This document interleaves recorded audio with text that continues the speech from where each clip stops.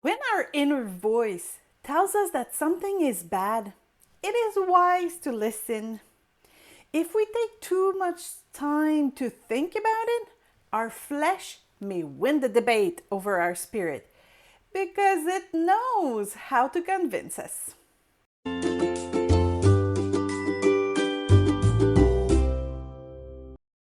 The reason why we yell to sin is because it looks good.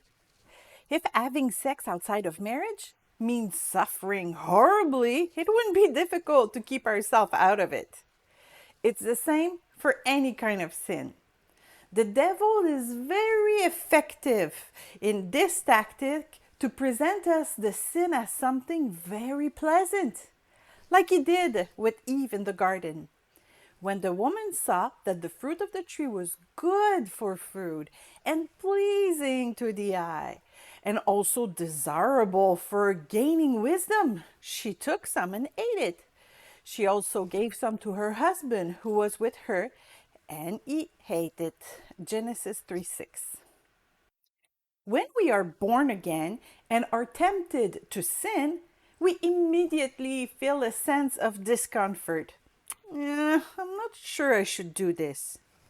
Well, this feeling belongs to our new nature, the life of Christ flowing in us and leads us in the will of God. So when we step away, we get this feeling of discomfort. No one who is born of God will continue to sin because God's seed remains in them. They cannot go on sinning because they have been born of God. 1 John 3:9. We should listen to that little voice. But all too often, we begin to reason with ourselves instead. Why am I not allowed to do this? What if I would just do this little thing instead? And so on. If we let logic keep talking, it will completely stifle the Holy Spirit, and committing sin will seem normal, legitimate, harmless. This is what happened to Eve in the garden. Her first response to the serpent was right. God did not allow them to eat from the tree. But then the serpent continued to debate, and Eve was convinced. This is still happening today. Sometimes we even find verses that will suit our logic. It is easy to force the Bible to say what we want to hear. We only have to take a verse out of its context, as the devil did when he tempted Jesus in the wilderness. You can read that in Luke 4:9-11. Oh no, I didn't steal this. It fell into my handbag and nobody stopped me at the door when I left. Oh, you know what? If God didn't want me to have this thing, He would have stopped me at the door. Did this logic makes you roll your eyes? God does not prevent us from sinning. He did not stop Adam and Eve from eating the forbidden fruit, and He will not stop us either. He gave us the freedom to choose between good and evil, but it is up to us to make the right decision. The same goes for every sin. Having sex outside of marriage is not God's plan. When we give our life to Christ, we do not need a deep theological class to convince us of this fact. The Holy Spirit convicts us. So why do still many Christians fall into sin? It's because over time, they let their logic justify their actions. The more we think about a sin, the more it seems harmless. And this is where lies the danger.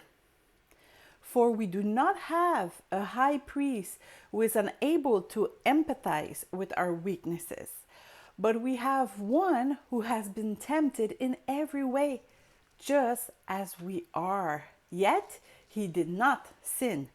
Hebrews 4:15. Christ was tempted in all things, but his communion with God kept him sinless. The Bible tells us what God asks us to do and what to abstain from. But reading the words are not enough. We need the Holy Spirit to convince us to follow them.